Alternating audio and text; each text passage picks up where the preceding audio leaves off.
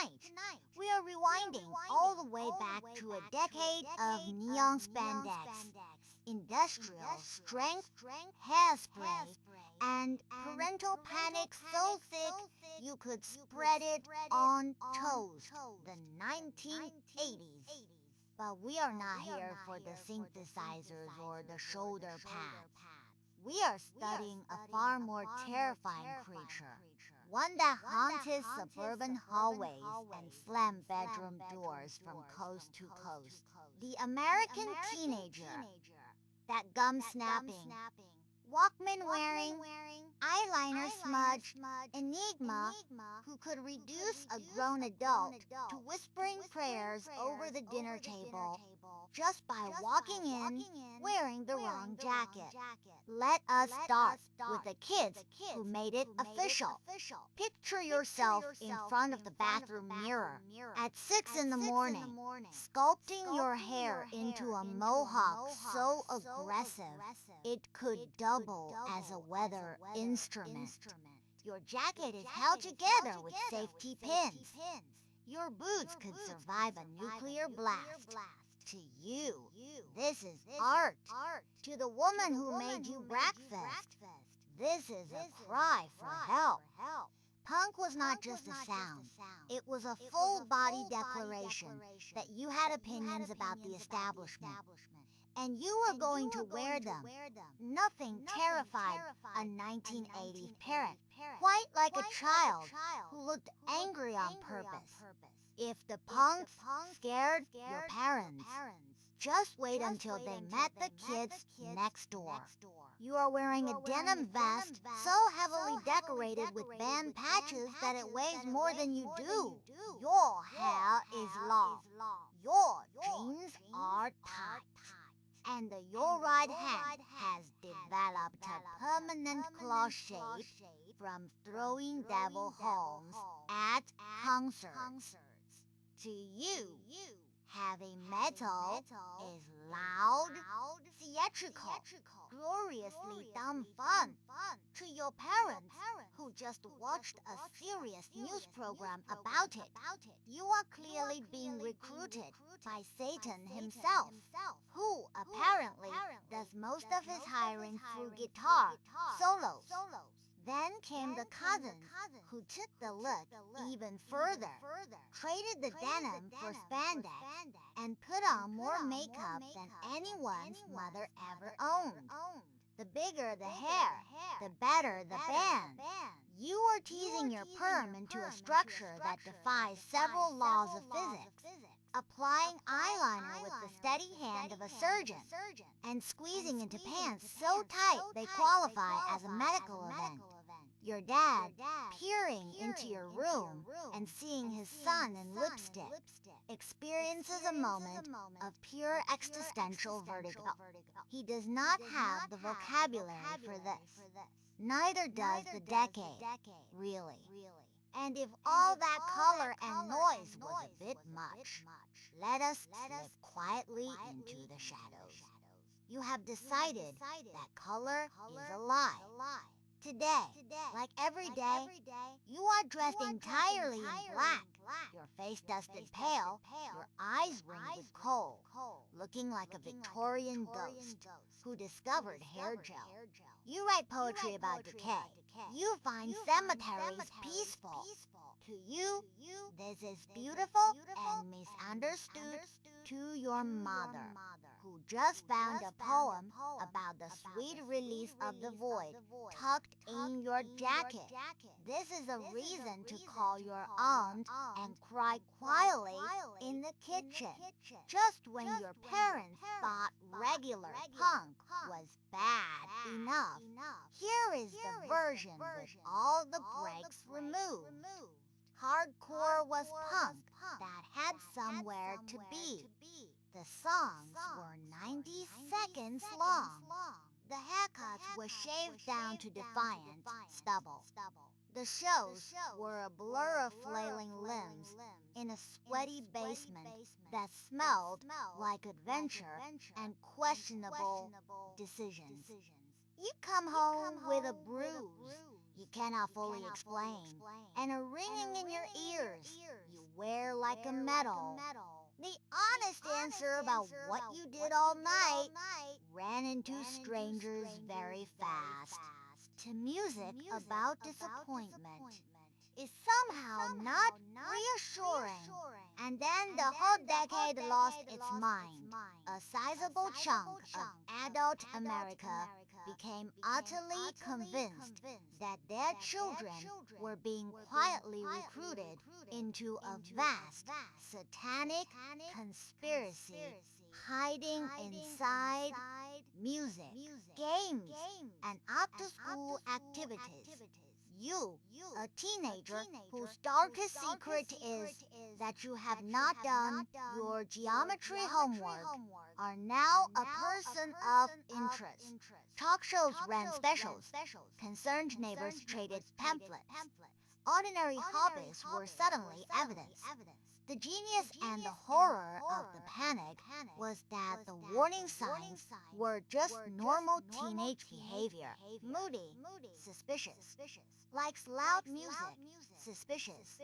Likes loud music, suspicious.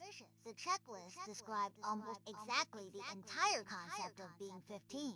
Meanwhile, a different tribe had taken over the sidewalks. You saw the world differently than everyone else, scanning every parking lot, staircase, and the curb for its potential. A handrail was not a handrail. It was a challenge. An empty swimming pool, drained and forgotten, was a holy site worth trespassing for. Your knees were a road map of bad decisions. Your palms permanently rough. And you would not have traded any of it. Pain was just feedback. Bleeding meant you were trying something hard. Your parents lived in a state of low-grade dread every time you left with your board. And while the skaters owned the sidewalks, another movement was rising from city blocks. Cardboard laid down on the concrete, a boombox crackling. You spun on your back, your shoulders, your head, defying gravity and every expectation your parents had about what their kid would do on a Saturday afternoon. To them, breakdancing looked like a one-way ticket to a neck brace. To you, it was a statement. Hip-hop gave a generation of kids who had been locked out of the mainstream a language, a sound, a style, and a stage that was literally the sidewalk. Then there were the kids glowing in the light of crate screens. In the arcade, you fed quarter after quarter into glowing machines, mastering patterns that would never help you in real life. While your parents watched in baffled horror as you pumped your allowance into a cabinet called Defender, and at home, a quieter revolution, you sat at the family computer, modem screeching, tying up the phone line for hours, and at home, a quieter revolution. You sat at the family computer, modem screeching, tying up the phone line for hours. You were not plotting, you were learning. Then, a famous movie came out, and suddenly the entire country was convinced that ordinary teenagers sitting at ordinary computers might accidentally stumble into something enormous, and because all kinds of trouble. And while the tech kids explored the digital world, others discovered a different kind of thrill.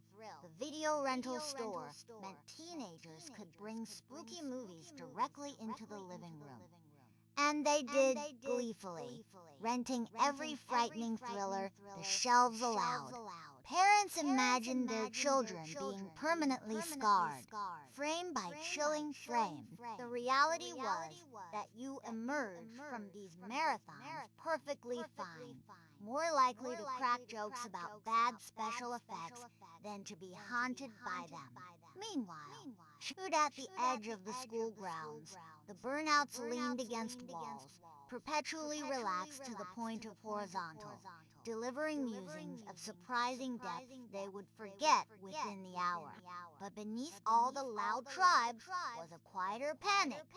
With more households running on two incomes, a whole generation of teenagers came home to empty houses, let themselves in with a key on a string, and ran the afternoon entirely unsupervised.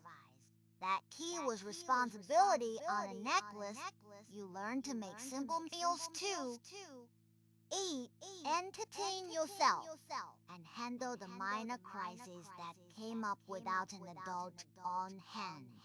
You grew up a little faster out of necessity, and you mostly handled it just fine. The empty afternoons that looked like a worrying gap in supervision were, from the inside, a training ground, and all these tribes, the loud and the quiet alike, eventually converged on one place where the chaos peaked, the mosh pit, as the music hit its peak. A space would clear in front of the stage and fill with bodies in motion. From the outside, it looked like a brawl. From the inside, it was a release. There was an unspoken code. When someone fell, hands reached down to pull them up. The aggression was real, but it was not malice. Your parents, holding your torn shirt at midnight, simply could not be made to understand any of this. So here we are at the end of the decade. You have teased your hair to the ceiling and shaved it into a mohawk. You have worn black to a funeral that was not happening, and lace gloves to a war your grandmother did not understand. You have spun on cardboard, dumped your quarters into glowing machines, and thrown yourself into a churning crowd that always lifted you back up. And here is the quiet truth. Underneath all that neon and panic, the kids were almost always fine. The mohawks grew out. The eyeliner washed off. Every generation looks alarming to the one that raised it. And every generation turns out to be mostly just kids figuring out who they are, loudly, in ways nobody older could quite read.